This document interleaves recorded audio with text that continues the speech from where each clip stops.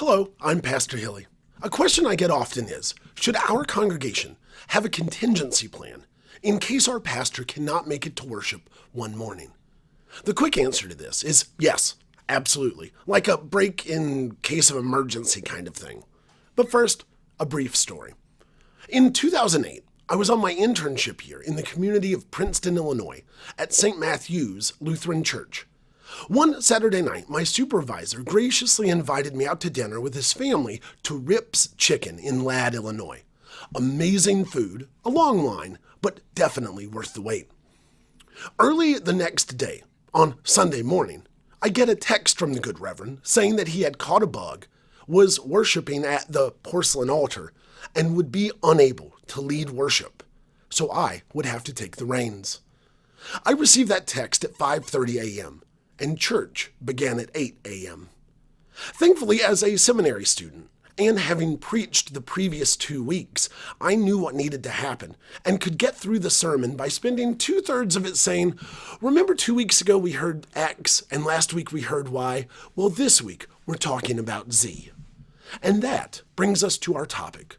What is a congregation to do when their pastor catches the flu, contracts COVID, wins the lottery, is stuck at an airport, or for whatever reason cannot make it to worship on a Sunday morning? Now, if there is an intern laying around, or an associate pastor, a deacon, a youth director, a retired clergy in your congregation, then in the event of a missing pastor or their rapture, one of these people could lead the assembly through the liturgy and lead them in worship. Maybe not communion, with the exception of a retired clergy, though as I like to remind people, weekly communion was introduced to most Lutheran congregations within the last 50 years, and for many it was closer to the last 40 or 35. Before that, the standard was for congregations to commune biweekly, monthly, or even quarterly. In the days of the circuit preachers, congregations literally communed whenever the horse got to town. So in the event that a congregation does not commune for one Sunday, it does not mean that worship is any less important, less engaging, or that God is less active. Simply that the Eucharist is not part of worship on that day. And that's okay. So what could you do if you do not have a fallback person as a normal part of your Sunday morning assembly? One approach would be to have your president or vice president of council lead worship. But a few notes on this idea. First, in most situations, this would not involve communion. And again, that's okay. Second, don't force them to chant or sing the liturgy if that's not in their comfort zone. Leading a spoken-sung response to the liturgy is completely appropriate and okay. Also, since the Eucharist would not be included, consider shifting to the service of the Word instead of one of the communion liturgies. Versions of Service of the Word can be found in our hymnal, Evangelical Lutheran Worship, on page 210. The Service of the Word is also included in With One Voice, All Creation Sings, the Lutheran Book of Worship, and simply by searching Service of the Word on Sundays and Seasons. We have this worship order, so let's not be afraid to use it.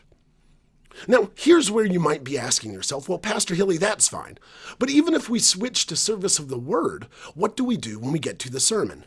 That's a great question. And so here are some ideas. One option would be to work with your music director to encourage them to write one sermon just in case, to keep in their back pocket. Your musician, I'm assuming, typically does not play during the sermon, and so you could assume that they would both be present and available during the sermon slot. So work with them. Work with them to write one sermon, maybe on a favorite hymn, a favorite melody, or the power of music in the assembly and what God is doing through that. Or how about this? Consider the Hebrew word salah, which is found 74 times in the Old Testament and almost exclusively in the Psalms. The literal meaning of the word is not certain, though most scholars agree that it was probably a musical direction of some kind, and that very well could be true. I like to think that Salah was the name of one of the children of the scribes who were copying the Psalms as someone verbally dictated them. And what we have is the scribe's transcript of every word they heard as the dictator nipped at this mischievous child. Blah, blah, blah, Salah! Blah, blah, blah, Salah! I love that idea because it adds another character to the Bible who really doesn't seem to belong, much like a doubting Thomas or Saul of Tarsus or those roaming shepherds who end up at the Nativity.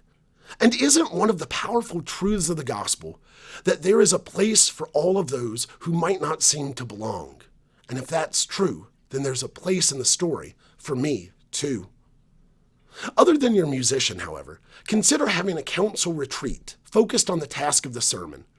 Encourage members of council to read, wrestle, and write, exploring the depths of the text, all the while offering them a positive framework to explore it.